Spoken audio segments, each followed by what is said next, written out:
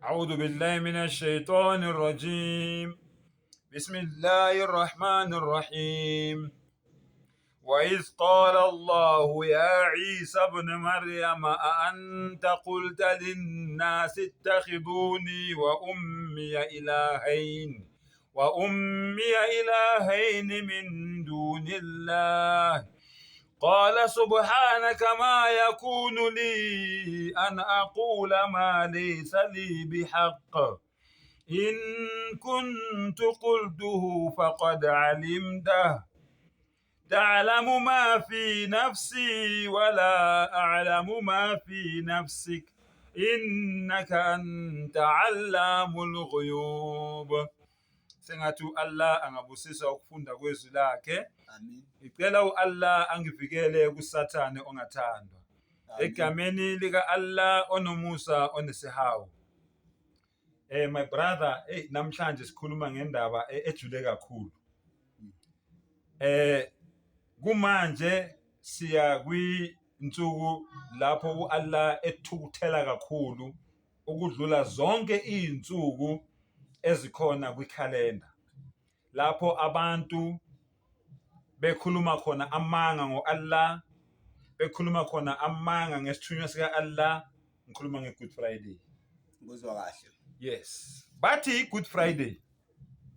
Now umbuzo uthi yini enhle ngokufa komuntu? Angithi kusho bona bathi kubula umuntu. Yini enhle ngokufa komuntu? Bathi ke asibasoli sheikh ngoba bazi. Okay? AmaRoma namaJuda adlala ngabo. Yabona manje mawuye Woolworths i-crossbuns 7 rand, i-crossbuns 7 rand. Nge-Good Friday izobe 47 rand. Bafake malini phezulu? 40 rand extra. And bayazi ukuthi le phukuphuku ezabodaki yizo ezizobe zithenga lama crossbuns ngoba emqondweni wabo lefile bathi lama crossbuns lesi siphambano sika Jesu lesi silabo lama buns. Kabanga ama crossbuns ifish amaJuda namaRoma ayazi ukuthi that's why bathi bona is a Good Friday ngoba it's good for them business. They will make good business. Exactly. Manje kule iphukuphuku zakithi zona yini enhle ngokufa komuntu? Ngoba bona ba celebrate ukufa kukaJesu. Kusho bona. Angithi bathu Jesu wafela izono zabo. Right? Umbuzo osimple. Mawungathi uyaphuma la uwelo dakeni. Ubani okufanele awashe iskipa sakhe ukuthi sibe clean yimi ukuthi iskipa sakhe sibe clean. Yenza sense leyo nto leyo. Yenza sense ayizingqondo. Abobana benza ubufebe akusamakholwa. Yibo. Abobana bayothwala akusamakholwa. Yibo kanye. Abobana bahlebayo akusamakholwa. Yibo kanye. Abobana bakhohlisa abantu akusamakholwa. Yibo kanye. Ubani okumele afele lezo zona? uJesu. Cha. Bagula ngamakhaya. Uma besitshela ukuthi iskipa sakho masingcola mina kumele ngiwashe sami ukuthi iskipa sakho sibe clean, then sizovuma ukuthi uJesu ayefela izono zami. Okay? So lana ngivule iverse yeQuran chapter number 5 Suratul Maida chapter number 5 iverse engivulile 116 iverse engivulile uAllah uthi wa idh qala Allahu akbar. Sizoya nayo slowly sheikh ukuthi bayizwe kahle ukuthi uAllah uthini. Right? Ithi futhi lapho uAllah eyokuthi on the judgment day ngelanga lokwahluleka uAllah uyothini ya Isa ibn Maryam, o Isa o Yeshua son of Mary, ndodana kaMaria. Allah uyabekhuluma nobani? noYeshua lo abamkhonzayo namhlanje. uAllah uyombiza ngeday of judgment athi boza la. Lalela ke ndoda. Okay? Anta qulta linnas, ngabe wabatshela yini abantu lento le ngizokubuza yona manje? Ngifuna impendulo kuwe. Wabatshela yini abantu? Subhanallah. Ittakhiduni wa ummi ilahaini min dunillah. Thathani mina nomamami nisenze onkulunkulu ngaphandle kaAllah. kuyobe kubuzwa amaKristu, kuyobe kubuzwa amaRoma. Angithi amaRoma yiyo athi Maria uNkulunkulu. uAllah uyobe embuza ukuthi wena noma wakho nabatshela yini abantu ukuthi abanikhonze ngaphandle kwami. Allahu akbar. Ithi ke uyophendula qala, uyophendula ubani? uYeshua, Jesus uyophendula athini? Subhanallah, subhanaka, inkazimulo ikufanele wena Allah, wena ufanelwe inkazimulo. Okay, ma yakunu li an aqula ma laysa li bihaqq. Allahu akbar. Akungifanelanga mina ukusho into engingenalo ilungelo lokuyisho. Yobe eziphendulela yena, o Allah, inkazimulo ikufanele. Subhanaka, akungifanelanga mina ukusho kubantu into ebengingenalo ilungelo lani lokuyisho. Ukuthini? Khonzani mina, nikhonza umamami. Mina nguNkulunkulu nomamami uNkulunkulu. Ayingifanelanga mina nomamami leyo nto leyo ukuthi sisho kubantu. Ayisifanelanga. Subhanallah. Right, siqhubeke. In kuntu qultuhu faqad alimta. Allahu akbar. O Allah, uma ngabe ngayisho leyo nto leyo ngibuza yona kubo, wena ngabe uyayazi. Kusekhothi manje ziyashuba. Uma ngabe lento leyo ngempela ngabatshela, o Allah, wena ngabe uyayazi. Allahu akbar. Ta'lamu ma fi nafsi, wena wazi ilingaphakathi lami. Wala a'lamu ma fi nafsik, mina angilazi, angikwazi ukuthi wena ucabanga, angilazi lingaphakathi lakho. Kodwa wena ngoba uwongidalile uyalazi lingaphakathi lami. Mina ngilazi ingaphakathi lakho nemicabango yakho mina ngiyazi. Subhanallah. Innaka anta allamul ghuyub. Allahu akbar. O Allah, Allahu akbar. Nguwe kuphela ongumazi omkhulu wakho konke okungabonwa.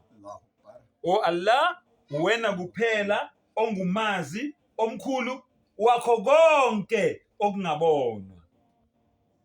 Allahu akbar. Lalela, same thing le esikhuluma ngayo la, ngiyobavulela yona eBhayibhelini. Subhanallah. Nanti niyalibona, ngibavulela yona manje eBhayibhelini nje. uMateyu 7, Mateyu 7. Lalela, ithi xwayana abaprofethi bamanga, verse 15. Mateyu 7 verse 15. Xwayani abaprofethi bamanga abeza kini bembathise okwezimvu, kepha ngaphakathi bayizimpisi eziphangayo. Khunywa ngabafundisi benu.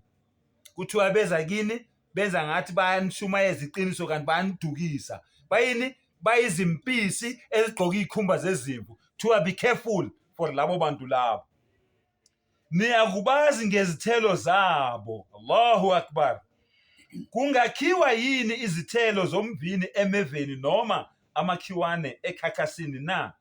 Kanjalo yilowo nalowo muthi omuhle uthela izithelo ezinhle, kepha umuthi omubi uthela izithelo ezinhle ezimbi. Umuthi omuhle ungethela izithelo ezimbi, nomuthi omubi ungethela izithelo ezinhle. Yilowo nalowo muthi ongatheli izithelo ezinhle uyakunqunywa uphoswe emlilweni. Straightforward. Niyezwa kuthiwa ngabaholi benu, ngabafundisi benu. Akusho thina, kusho na incwadi eliyithandayo nina. SeBhayibhelini manje sisukile kuQuran. Lalela ke.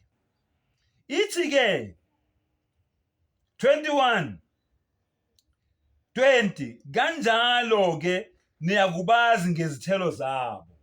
Nobabona ngempawu zabo, ngendlela abakhuluma ngayo, ngendlela abashumayeza ngayo, ngezenzo zabo niyobabona.